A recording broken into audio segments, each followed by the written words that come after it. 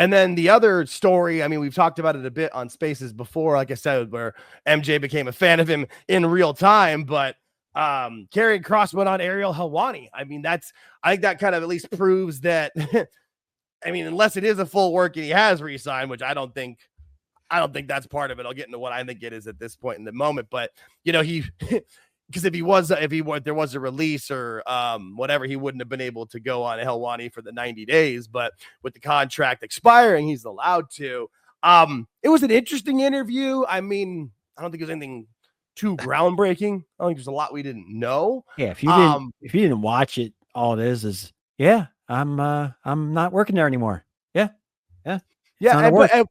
It was very good about him not burning bridges. Like, he was trying to say, the only parts that I thought was a little strange was, I mean, I just don't feel like they would the whole, they only gave me 24 hours to look over the contract. There was a lot of shit that was suspect, wasn't there? Yeah, there was parts of it. And that's kind of why I wanted to bring it up, because I felt like about any of it, that was the parts that I was just kind of like, huh?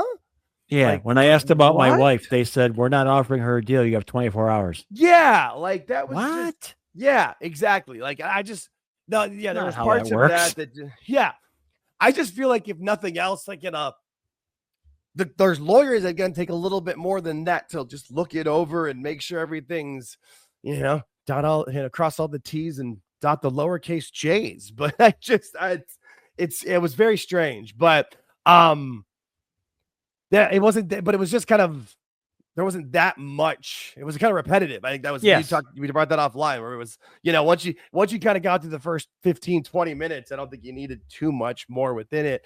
But he just asked him, is it a work? And I think, no. Yeah. And that's, what do you expect him to ask? Yeah. What's he going to, I thought Helwani was good about stuff too, about prefacing of look, I'm just doing what I have to do here. I'm not trying to call you, I'm not trying to call you a liar. So I know you're a 7-degree black belt in jiu-jitsu and can break baseball bats with your legs. And Helwani is about the size of a baseball bat at certain parts. So, but to me, it feels like this is really one of those deals where it's maybe it's not a work at all, but it's in the sense of hey, go out there, pull a Drew McIntyre, pull a Cody Rhodes, pull a Naomi, what she did when she left and did well for herself. And then, get over in TNA, make yourself a star, get yourself known where the people have to pay attention, have to watch you. And then maybe the door's always open. He was very good about making sure that door was wide open, which I thought was smart, but at least wanted to bring it up. I didn't have too much to say about it. He's in that boat. I think you and I talked about it, maybe, or somewhere I talked to you about it. He's in that boat where he's in that no-win situation where if you go to, he's in a win-win situation, really.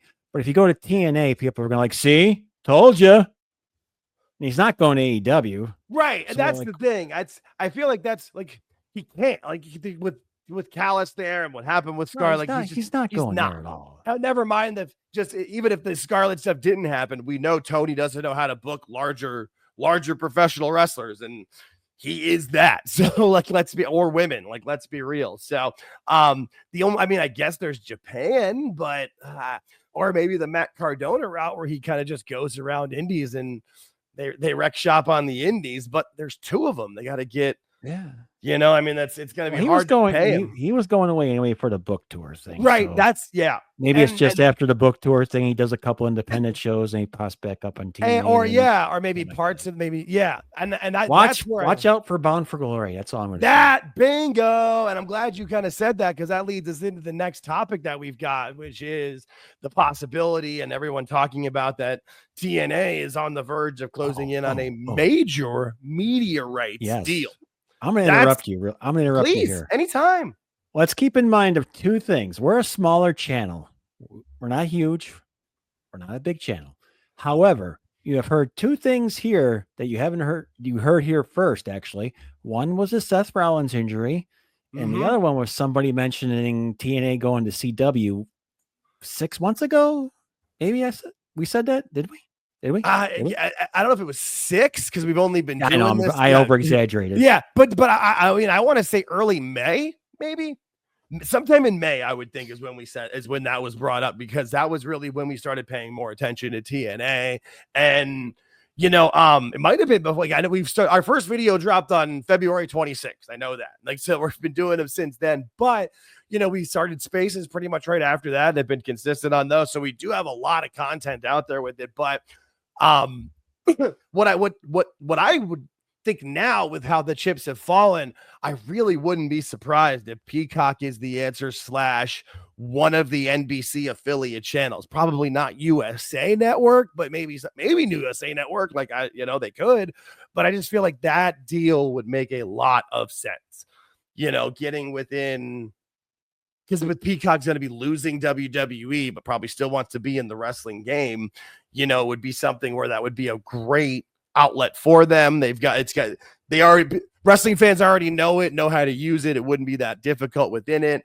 The CW is still definitely a great option. I still think that would be the best option with how great they've been involved with NXT. NXT, yes. Yeah, and with how they've cross-promoted. Like, I watch TNA pretty religiously on Thursdays. This Thursday, I mean, they showed not just clips, like good chunks of what happened on NXT with JC Jane and her whole backstage segment with what she's going to have to defend the title. They showed most of Joe Hendry's match, like they're trying to show against Charlie Dempsey. Like, they are really get that it's a really good partnership. And if you look at it from a business standpoint, the number one show on CW by far is NXT. So why wouldn't you want to bring in another one? And then, from what they're speculating, that TNA might go on Wednesday and go against Dynamite, so that'd be interesting. Yeah, no, I may have jumped again on that. No, you're good. That's that might be the most interesting part of it. Of like, wait, what? I still think it's probably smart for them, at least initially, just to stay on Thursdays and have Tuesday and Thursday be their big nights for them. But yeah, I have a feeling they're not going to do that.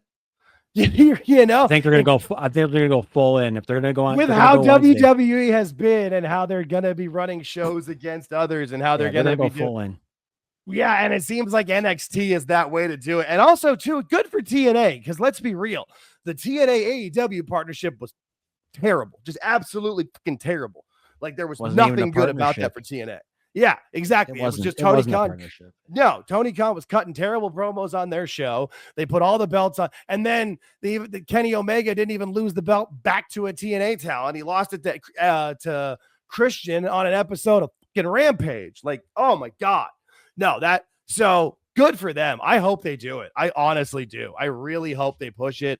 Like I said, I would think it might be a best way, like maybe the first 6 months doing it on Thursday to build your audience, but maybe not. Maybe just fully push it, because what is that threshold for CW? We knew the old WBD threshold was 500,000 is what they were looking for. What's the CW looking for? Yeah, CW is getting a minimum of 650 to 750. Call it to be safe. I'm just wondering what their for number. NXT. Yeah, I was wondering what their minimum is. Like, what's the minimum? Well, you know what I mean? Like, it's a good question, and we don't know. Where is that point with?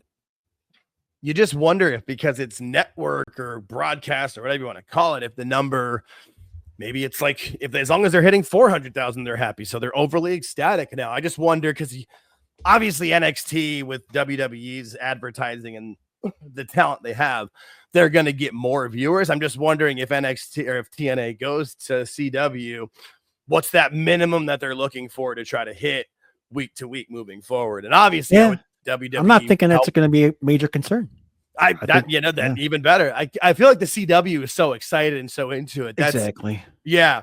I'm just wondering if Peacock might have more money, but but the CW does have an app that's pretty decent. I've caught NXT through that before. Easy to find, easy to operate. Everything's good. Yeah. Keep in mind also this news is brought to you by SI Wrestling, care of John Alba, to give credit to where credit is due. Yeah. Shout out to John Alba for the article. Yeah, it's from the SI. I think it's SI Wrestling. They call it the Takedown. I know Ricky Chino's on that channel. They do I've seen some decent interviews with them, and good for them. The only reason I'm going my direction that I'm going, originally Silva said in his the TV deal that he was originally looking for October around Bound for Glory time. Right. And then with everything that's happened the last couple days, last 2 weeks with ESPN and WWE and Paramount Plus with UFC, all of a sudden, I think even in this article, it says that he has changed his tune. Now they're looking at negotiating later this month. So that's all changed. Yeah, no, it looks like I've got it right here. It looks like they were saying, getting everything together as we look towards 2026, which would have been like, getting the announcement in the for October, and probably because with like NXT, I know started like October 25th or whatever last year, so it would have been late October. But now he's saying, hey, we're talking a little bit in August, and I think hopefully in September, October, like that's and see, Bound for Glory is October 12th. Quick. That's a pretty quick turnaround. Yeah, well, it's one of those things though, like everything's happening so fast. It really is. We talked about before we went on. August is not the time of year this shit happens ever. This is normally September, October. Yeah, November time period where you work for NXT TV for last the next couple of years. Yeah, you nailed it. They have not done that at all, dude. Yeah, NXT was announced last November for this October. There was a lot of time to build. They're like, well, that's the thing about Hollywood or TV station, whatever you want to call that entertainment world. There's a lot of things can take a while, but when there's really interest and you've got someone pushing it through, they can move very quickly on a lot of this stuff if they need to. And if there's mega interest between the CW and Peacock or just one of them, like why wouldn't they? Because it's not like they've got to worry about their current deal. They own their current deal. Right. They're going to be happy to, because their current deal, it doesn't cost them anything, doesn't net them anything.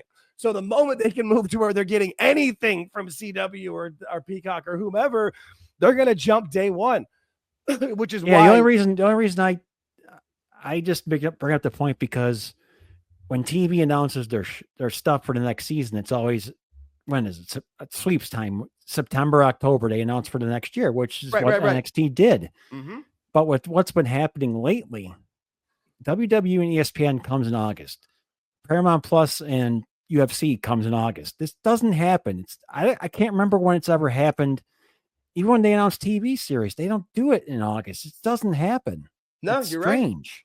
You're right. No, August is, especially like with just the audiences of the world, everybody's usually in like back to school mode or whatever. End of summer, get your big. Yeah, you're absolutely right. And it's very interesting to see all of it happen so quickly in that part too. Like, we talked about it on Spaces before, but just the ESPN deal came out of nowhere. I mean, I'm sure there were some people that knew something about it, but like, wasn't like we were hearing there was rumors or like that. I was assuming there was going to be much more negotiations between Peacock, or NBC Universal at that point, Netflix, ESPN being involved, and to hear nothing of the negotiations, nothing of the deals, nothing of anything, and then all of a sudden at 6 a.m. Eastern time announced. Like, wait, what? Yeah. This is where this is going to come up. This will pop up like that too. It'll be announced like one day you wake up in the morning. Right. TNA. Exactly. It's just going to be whatever. It's just going to happen. Yeah. And with TNA, like, if they announce it early September, they could be ready to go before Bound for Glory. They could have like the first episode before Bound for Glory, or maybe their first episode is the Impact after Bound for Glory. I don't know. I mean, they can do it quickly. It's not like they've got to wait. The only reason they would wait at all was to have advertising and promotion and get it ready. And I have this picture up purposely because shout out to Carlos Silva, man. Like, I feel like he's TNA's version of Nick Khan right now. Just making shit better, being smart about it, being able to listen to other people in the business as opposed to just no wrestling background, folks. Right. Zero. So everybody says he's willing to listen. He wants to work with people. He's not a wrestling guy, but he's becoming one because he's working with wrestling people. And like, that's how this is supposed to go. That's the foundation for the future, as opposed to just, we're going to book what we like. I think this is cool. I think this is fun. Have another 15-man tag, another 12, like it just doesn't, not to harp on AEW. It's just, but if AEW is the number 2 for how much longer, man? And what are we basing that off of? Because TNA is getting pretty close to starting to be able to start and turn actual profits again. Once they get still TV number deal. 2. I mean, yeah, no, they are. They absolutely are. For how long though? And then, like, once TNA gets that TV deal, if they start getting into the black and making money as opposed to being in the red, and then being able to get if they get decent viewers, if they're positive, if they can show that they're making money and being a positive business and get 500 to 600,000 people every week watching their TV show. Well, technically they're going to make money from day one. Right. Yeah, I don't know. Yeah, there's no way that's a they valid can't point. lose money because they haven't done anything. It's just how much debt are they in or whatever. But so starting for 2026, moving forward, you're right, and that you're right. And if they're getting anywhere near AEW's viewership, it's going to be hard to see. And I think that's going to be the competition, which has been said. You mentioned the word I was going to say, because right now, right as the landscape sits right now, there's no wrestling competition. WWE's number one by far. AEW is not even competition for WWE, not even close. Nope. So what they're going to have now, if this all goes through the way they want it to, you're going to have competition for number 2 spot, which will be riveting to watch. Yeah, no, I'm in for that. And you know what? Honestly, like that could be the best thing that could happen to AEW. Really.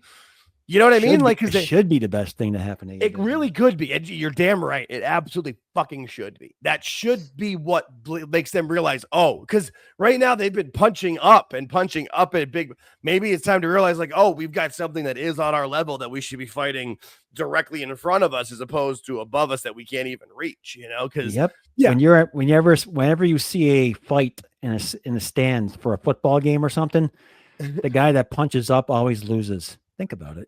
It's like Star Wars, man. You got to have the high ground. I have the high ground. Like, it's the truth, though. It's part of how that works. It's the absolute truth. And if it happens where TNA gets a deal and they're competitive with AEW and AEW does nothing to react, that could be it. Oh, yeah. No. And not only that, but I feel like a lot of their fans that are, because we know there's the people that are deep into the sicko world that are still, which is fine, believing it. But there's a lot more in that mid range that used to be that, but are not. And I mean, if TNA's decent television with good, I could easily see TNA can get those. Because Dynamite was averaging 1.2 million, 1,900,000 for the longest time. Those people are gone. Yes, they come back to this TNA, but that's a game changer. That's a great point. Those people are out there. That's a great point. I was thinking of the fans they have watching now. No, the fans no, you're right. There's so many more of those others. Holy shit. No, fuck. Holy shit, you blew my mind, George. You're right. I didn't think about it. I didn't think about it. That's why this is why I like being a team. Damn.